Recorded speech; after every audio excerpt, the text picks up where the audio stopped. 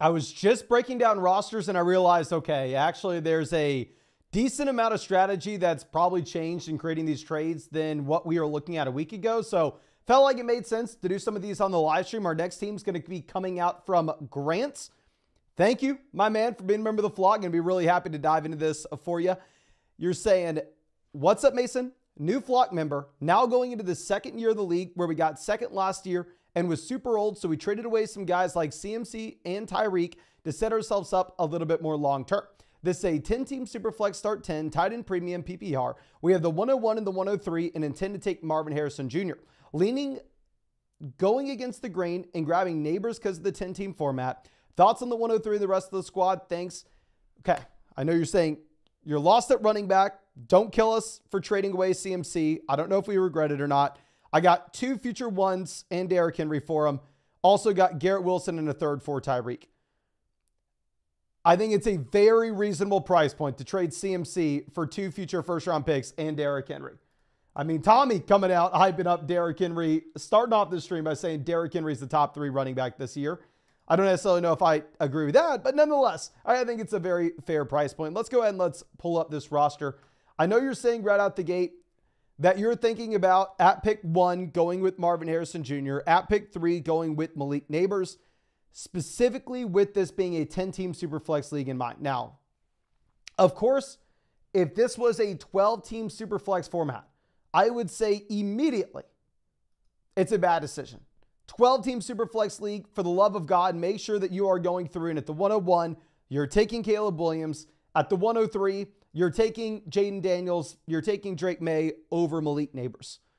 However, we do this all the time. If you just do the simple math in a 12-team Superflex format, everybody on average is going to have 2 to 3 starting QBs. Now, of course, there'll be a team in your league with 1. There'll be a team in your league with 4. There'll be some people on the other end of the spectrum. But on average, everybody's going to have 2 to 3.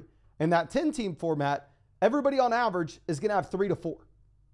So it's just going to make it where quarterbacks less valuable in a 10-team Superflex format than you're going to see in a 12-teamer, even with it in mind that a couple teams are going to try to monopolize the position with 4 guys. But nonetheless, let's go ahead. Let's pull this up. Currently, at quarterback, we are sitting with Josh Allen, Jordan Love. Super comfortable spot to be in, right? Josh Allen, I mean, a lot of people have him as QB1 overall in Dynasty. I mean, I would definitely have him as QB1 overall from a redraft perspective. A Dynasty, maybe it's a little bit different, but still, nonetheless, you're completely fine with Josh Allen as your QB1, obviously. Jordan Love, you're sitting here, obviously looked great at the end of this past season. Still incredibly young as well. Yeah, I mean, you should be freaking pumped to have Allen, Love, and then even Trevor Lawrence down here as our quarterback 3. Absolutely no hesitation with where we currently sit at quarterback. We can contend in the short term, and we have long-term value at the same time. So I understand where you're coming from with the 101, with the 103, maybe not necessarily wanted to go out there and pull the trigger on a quarterback. Now going over to running back, we currently are sitting with Derrick Henry, Kendre Miller in the starting lineup. Miller has some upside, maybe turns into something. The expectation is he's nothing, right? The expectation is, okay, Derrick Henry's a running back that in a full BBR format, hopefully comes out. He's a running back 2 for us in a hyper-efficient offense, one of the best rushing offenses in the league, if not the best rushing offense in the league. He's led the NFL in carries pretty much every year for the past 5. The man has been obnoxious, but he is 30 years old at the running back position. So obviously you are expecting a little bit of a step backwards at some point. Going down to what we have on the bench, you have Zach Moss, you have Zamir White, you have Keaton Mitchell. Now, baseline expectation in my mind, we said this even before Derrick Henry signed. Keaton Mitchell's nothing. Keaton Mitchell's a running back that had no pedigree. He flashed with a couple carries year 1. I don't even know why people are excited about him from a redraft perspective. And then he goes down with a significant injury. I mean, I think baseline expectation is we never see Keaton Mitchell as a real fantasy asset ever again. But even though it looks like on paper, we need a running back too. We have Derrick Henry and then a bunch of guys that are question marks, but by no means are guaranteed to be anything with Zach Moss, Amir White, Jerome Ford, and Kendre Miller. One of these guys could very easily emerge. Zach Moss could come out. He could just outplay Chase Brown. Maybe the Cincinnati Bengals don't bring in another running back, and Zach Moss has the workload he did a year ago, but on a better offense. So I'm not saying it's going to happen, but the last thing I think we need to be doing in March is go out there, trade for a running back where we have upside where maybe one of these guys break out, right? So I think I agree with you. Running back in the long term, 100% a concern. But if we're just looking at this next season, you could possibly get by with these guys. Going over to wide receiver, we're sitting with Garrett Wilson. In my mind, still a bona fide top 10 wide receiver in Dynasty. Feel very comfortable about him in the short term and obviously from a long-term perspective as well. Going over to Drake London, I know a lot of other people have Drake London as a top 10 wide receiver in Dynasty. Loved him as a prospect. We've already talked about this a ton. Kirk Cousins coming over to Atlanta. Maybe this isn't a top 5 passing offense as you've come to expect from Kirk Cousins, but we could still possibly put them well inside the top 10 in terms of their passing volume. And London looks to be a great player from a market share perspective. So if he just keeps the same market share numbers that he's had through the first 2 years of his NFL career and a much better offense, he could be phenomenal. Now, of course, we've never seen him be good in fantasy, but that's not to say he can't. He was in a very bad situation. This all goes to say that I think London has a lot of upside. I'm not necessarily putting him inside the top 10 wide receivers in Dynasty immediately. I'm viewing him more so as a high-end wide receiver too, with ton of upside, but still maybe a little bit of a lower floor than someone like Wilson, where we've already seen the production, even though he's had horrible quarterback play. But still very excited to have both these guys at the top. We have Mike Evans. We have Jayden Reed. I like having the Reed-Love stack. I think Jayden Reed's most likely the wide receiver 1 for the Green Bay Packers this next year. I actually took Jayden Reed in a considerable amount of rookie drafts, primarily just because the NFL draft capital, it was severely discounted. The Dynasty community thought this guy was a bum last year. We were looking at it going, oh, Jayden Reed goes in round 2 to historically a really good franchise. Rashee Rice goes in round 2 to historically a pretty good franchise. Let's take those guys at a discount. So I have Reed a lot, but I don't want to act like he's a penciled in stud. It's not like he was a phenomenal prospect and had a phenomenal year 1. Solid prospect, solid year 1. I like him as a flex option, but I don't want to overstate it. But the big thing is, I understand that maybe running back is our top concern at the moment if you're trying to contend this next season. But wide receiver is for sure something that we can go after as well, in that we have 2 wide receiver slots down there in the flex that we can still fill out with top end options. Going over to tight end, we currently are sitting with Dalton Kincaid, comfortable position to be in. I mean, going down to the bench, you have Davis. It doesn't really matter what we have at the bench at tight end. I think Kincaid's going to be a guy that we can be comfortable in starting in the short term. He's young enough to have long-term value, and he stacks with Josh Allen for us as well. So, I mean, if we're looking at this roster top to bottom, I think that you're in a very comfortable position. There's a big thing that I want to be pointing out when it comes to the rookie picks, however. And of course, love to see that we have the 101. I love to see that we have the 103 and a 2025 first round pick. But with that being said, that is not our 2025 first round pick. So when we are looking at the path that we have this year, the possibilities that we have, it will not be a possibility for us to slow down. It will not be a possibility for us to go through and rebuild this next season. No. We are a contending team. We have to contend. There's no point that we can get to during the season where we go, oh, Josh Allen just went down with a torn ACL. Let's rebuild and let's run it back for next year. No, because we don't have our own first round pick. So we can't really pivot to a rebuild. We're not going to be able to get the 101. We're not going to be able to get the 102. We'd just be benefiting someone else's roster. So we will be highly incentivized to go push in to try to win this season. And there are a couple different things that we can do this with. One, starting with that rookie pick that we have with the 101. I completely understand where you're coming from with this being a 10-team Superflex format where we currently have Josh Allen, Jordan Love, Trevor Lawrence. And in a 10-team Superflex league, it is more difficult to sell a quarterback than a 12-teamer if you wanted to go ahead and take Marvin Harrison Jr. Like I said, 12-team league, for the love of God, everybody make sure you're taking Caleb Williams. In a 10-team format, specifically with this kind of roster, I understand where you're coming from. But instead of just going ahead, taking Marvin Harrison Jr., I do think it is an interesting thing in potentially going through and selling that pick and bringing in a stud wide receiver that could help us produce right now. If you could sell that 101 and go, obviously Jefferson's a no-brainer, but if you could sell that 101 and go get Jamar Chase, if you could sell that 101, go get CeeDee Lamb, I would do that in a heartbeat. And I think that is a possibility based on what you see with the community rankings and how people are valuing those assets on the site. Amon-Ra St. Brown, maybe he's going to be a little bit of a question mark, and it does come down to your personal preference on if you would rather have Harrison or Amon-Ra for the long term. I think if you were sitting with your own first round pick and we didn't necessarily know if you wanted to go all into contend or all into rebuild, I would be more sympathetic to saying, okay, let's keep the pick. Let's take Harrison. That way we have the long-term value.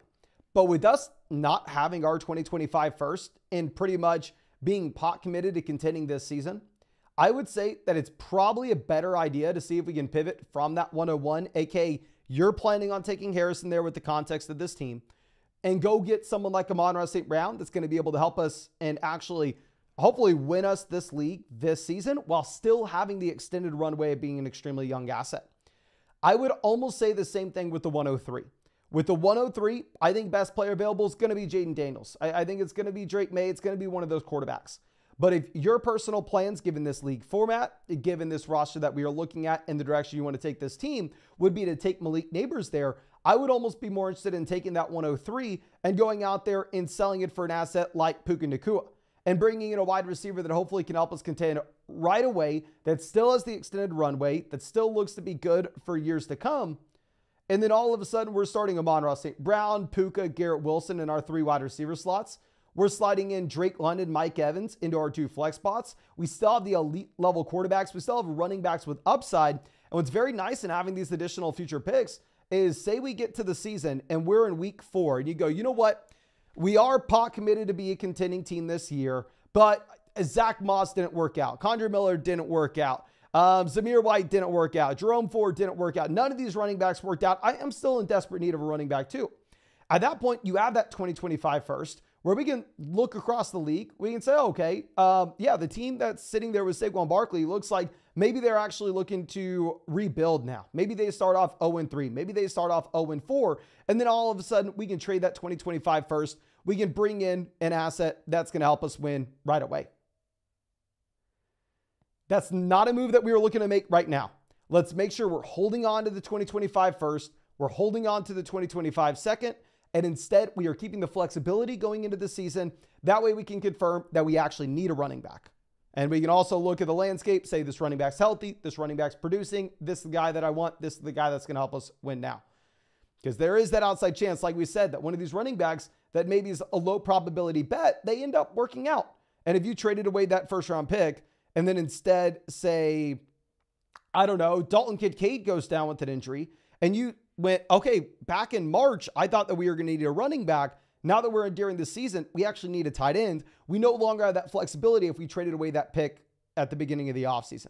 So even on a contending team, we're holding on to our future picks. We're going to be putting them in the bank and buying exactly what we need during the season. I think it's a strong team. I understand where you're coming from in the rookie draft. I probably instead would look to capitalize on the value of those picks rather than reach on wide receivers.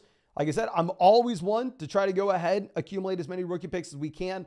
But if it gets to the point where you're saying, I'm going to not take best player available because of my roster and because of the situation I find ourselves in, I'm going to reach on someone that's lower down the overall board, it may make a little more sense to actually go out there and trade that pick rather than just go ahead and reach on that rookie. So I hope we were able to help you out, my friend. Again, thank you so much for being a member of the vlog and supporting the channel. I really hope that you were able to get something from this. And as always, you know, if there's anything I can ever do for you, do not hesitate to reach out to me. Let me know. I'd be super happy to help you out in any way that I can, especially if there's any way I can improve flogfantasy.com for you. I mean, I am investing everything we have into the site, working on it every single day with the developers to try to make it the best it possibly can be. So if there's anything you ever want to see on the site that's currently not there, don't hesitate to reach out to me and let me know. And of course, if you're not already a member of the flock, if you want to get your roster broken down in one of these live streams, you want to get access to all the premium content of all your favorite creators, if you want to get access to my Dynasty rankings, all their Dynasty rankings, the Dynasty Trade Calculator, Dynasty Trade Finder, whole 9 yards, flogfantasy.com. Code FLOCK is going to get you 30% off any sub, plus code FLOCK is what's going to get yours truly to break down your team, either in a personalized podcast or a live stream for you. And once you join flogfantasy.com with code FLOCK, essentially all you have to do is hit the Discord button, either at the top of the page of flogfantasy.com or on your account page. It will say link with Discord. Be super easy. Press like 2 buttons and it's automatically done for you. And then you come over and you go to Mason's Flock. And if you use code FLOCK, you'll have roster submissions unlocked and you just send your team there for me. And then I'll get that broken down and DM to you directly. But real quick, before we move on to our next one, Sam coming out says, 10-team Superflex traded the 106, a mid to late 2025 first, Joe Mixon, for the 101. We have Richardson, Dak, Kamara, Pollard, Najee, Zamir, A.J. Brown, Kupp, Pickens, Evans, Reed, Quentin Johnston. If this truly is a mid to late 2025 first round pick, I'm completely fine with it, my friend. Obviously, Mixon looks to be in a better situation now that he does come away with the contract extension. He's in a good offense as well. But if that is a mid to late first round pick, I am excited for you. If it turns out to be an early first, it may be a little bit of a tougher spot, especially in that 10-team Superflex league where, like we discussed previously, the quarterbacks are going to be as valuable. But let's go ahead. Let's dive into this next team here. Coming out from Tornado Man says, hey, Mason, really appreciate all the work you and everyone at Flock has done. I'm in a 12-team Superflex Happy BR Start 9. We have the 103, 104, 203, 209. I just made a deal to get Tua and a future second for the 204 and 20. Okay, this is absolutely obnoxious, my friend. I mean, 205 versus a 2025 second, tomato. Tua for the 204. That's like a 1 quarterback price tag that you're getting in a Superflex league. It is Tua by a mile. I don't care that his offensive line's worse. I don't care that Tyreek's another year older. I don't care how bad he looks in the playoffs. Oh, that is a phenomenal price. I would like to know what moves I should make and if we should try to win the league this year. I tried to make a deal with the guy that finished second in the league and has the 101 and the 102 and doesn't need a quarterback, but wants Breece Hall, the 103, and a future first to move up to the 102. Oh, hell no. I mean, that is just disrespectful, my friend. I'd block the guy. My plan is to take Neighbors or Rome and a QB at 3 and 4. Okay, a couple different things. One, with this being a 12-team Start 9 Superflex format, quarterback's going to be getting an extra premium on it, given the fact that 2 out of 9 of your starting lineup requirements are coming from quarterback. It's going to make up about 30-ish% of our lineup from week-to-week perspective with their overall output. You can only start 4 wide receivers from week-to-week perspective, so wide receiver depth, not necessarily going to matter too much here, and I would love to build around elite-level quarterbacks. Right now, quarterback, we currently are sitting with Derek Carr in the starting lineup.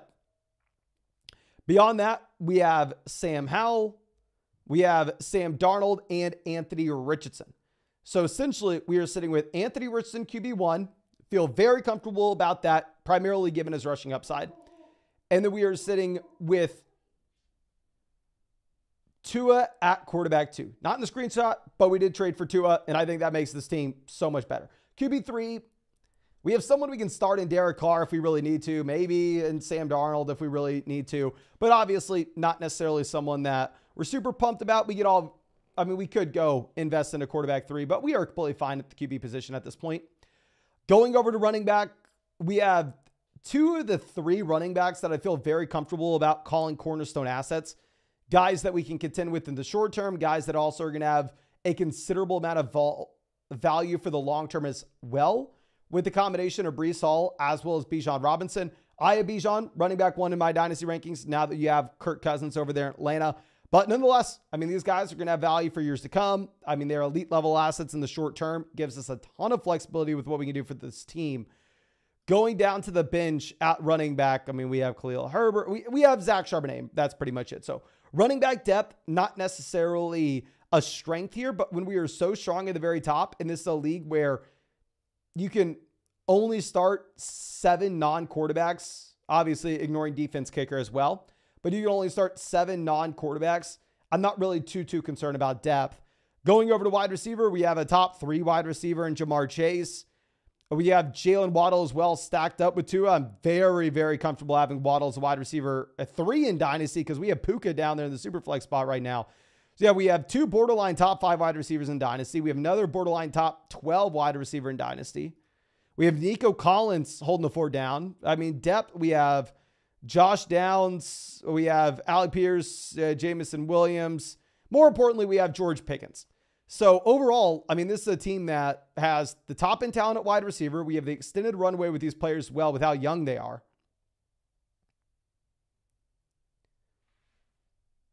So, I mean, if we're looking at this, I don't even know what this team can do. Going over to tight end, Kyle Pitts, we're sitting pretty now that you have Kirk Cousins in Atlanta.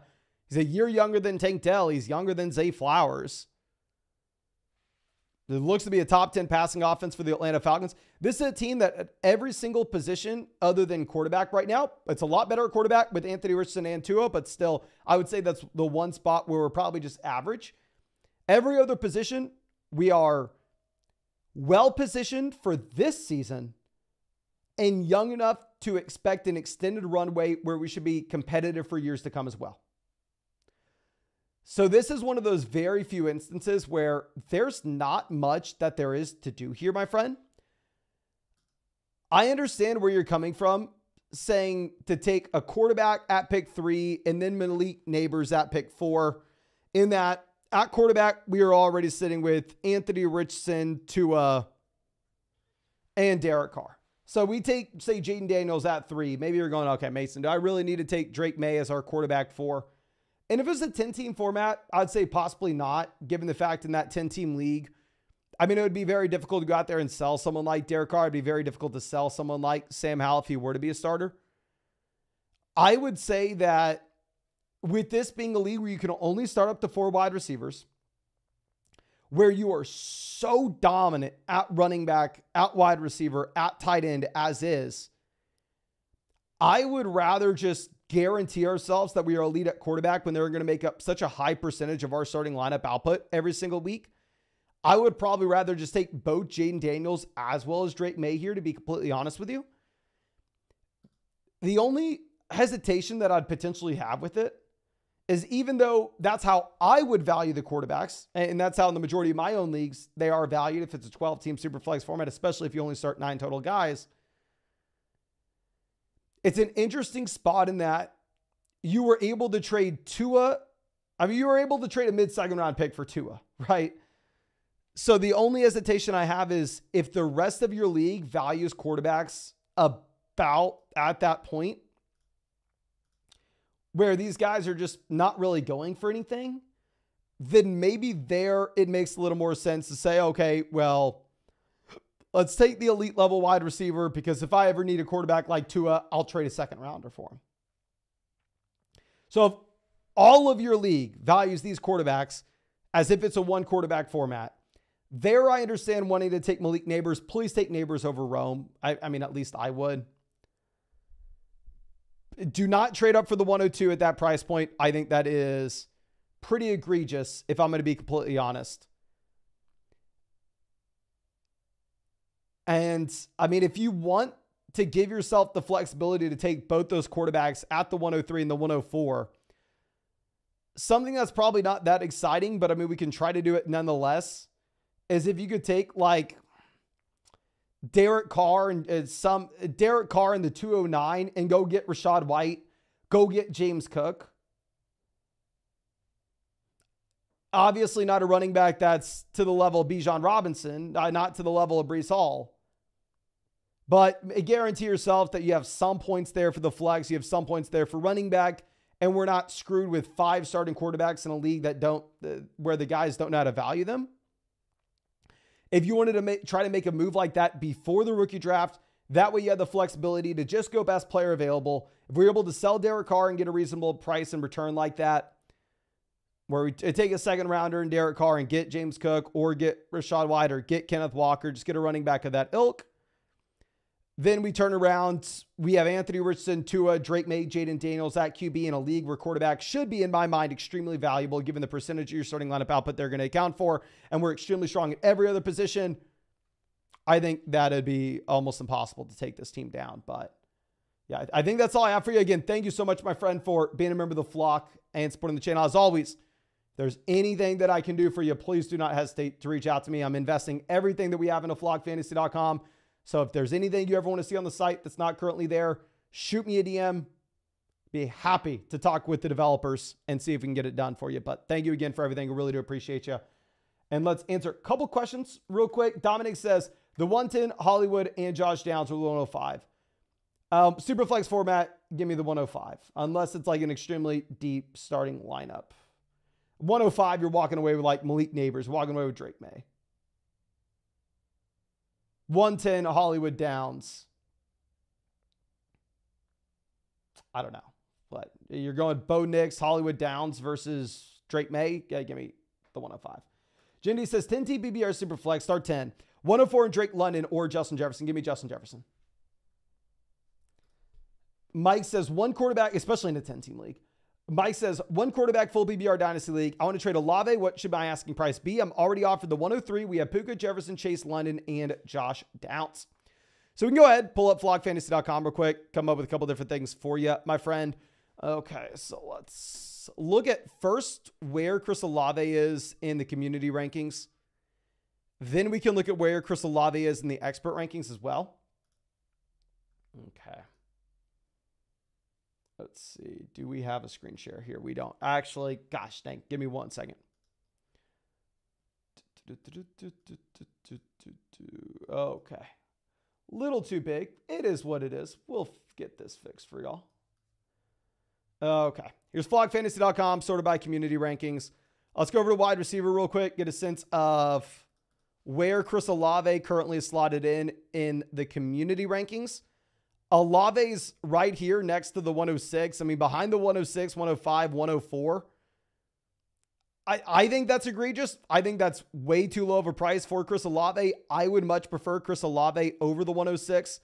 If you sort by the expert rankings, Chris Olave is slotted in between the 105 and the 106.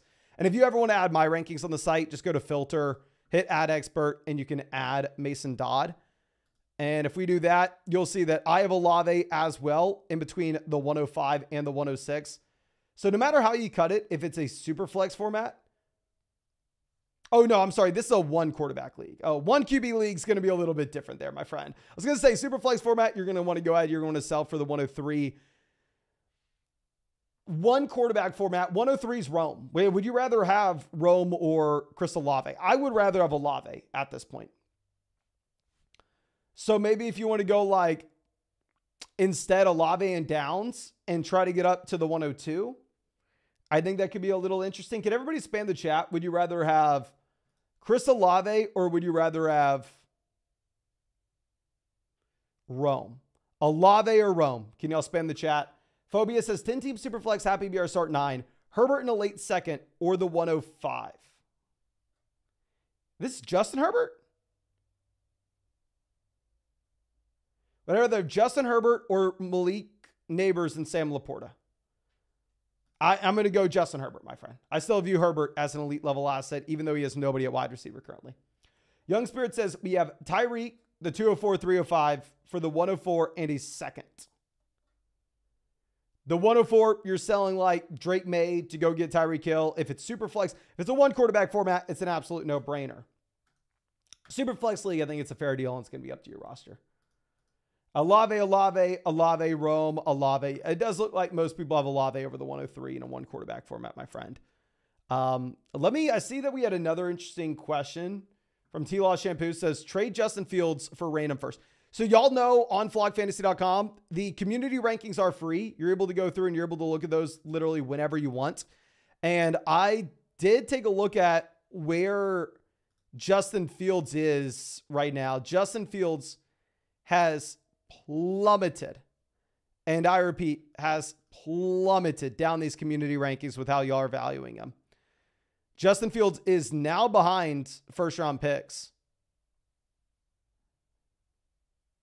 I don't even know how far he's gone. Where is this man? Justin Fields is down here alongside Daniel Jones, Russell Wilson in the community rankings. When I update my rankings, I'm going to put Justin Fields ahead of a mid-second rounder. But I mean, we can just click on his name here and you can just see exactly how far he has fallen as of late. I mean, earlier this offseason, he was as high as a third-round startup pick. And now he's being valued as a low-end QB2, high-end QB3. So, I don't know. I would rather have a random first-round pick over Justin Fields. But I think that should be it for this live stream. Of course, y'all want to check out any of those community rankings. They're free on the site. Now, Those are free on the site. If you want me to break down your team, that's going to come with the subscription. If you want my personal rankings, which is you get the ad filter and everything, that is behind a paywall as well. But code FLOCK, 30% off any sub, plus your Shirley will break down your dynasty team, plus get access to our trade cap, the whole 9 yards. But thank you again, ladies and gentlemen. Appreciate you. Hope you have a great day, and hope we get to see you out with the live stream. We'll do a video tomorrow.